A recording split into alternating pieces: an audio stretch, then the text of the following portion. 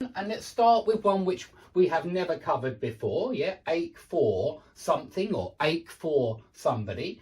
And I'll remind you of one that we have done before, which is hanker after. But please do join on my website if you'd like to join this course. It's $9.99 for lifetime membership, yeah, and it will always be $9.99 from my website. Okay, so ache for somebody or ache for something. It means exactly the same as long for somebody or long for something. Yearn for somebody, yearn for something. It means you really, really, really want something, or you really, really, really want somebody. Yeah, it can be somebody or something. Now with hanker after, you usually see it with somebody, I think. This one's rarer, hanker after somebody's attention, you could say. Yeah, he hankered after her attention. But I must admit, these are much more common. Ache for, long for, and yearn for are much more common than hanker after. But they all mean really want something. You know, be dying to, you know, that's why we say ache. You know, it's painful when you really want something, but you haven't got it yet.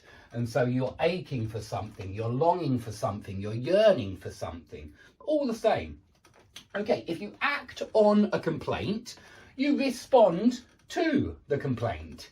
If you act on the findings in the report, you respond to, you act because of those findings, yeah? Just like you act because there's been a complaint and so you might need to change something to improve your business, something like that, yeah?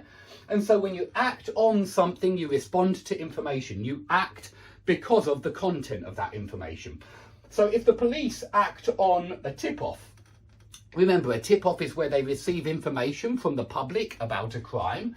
So if the police act on a tip-off, they probably arrest somebody, and probably the person who was in the tip-off, yeah, the person who was named as the suspect in the tip-off. So the police can act on a tip-off. The police can arrest someone when they're acting on information they've received from a witness.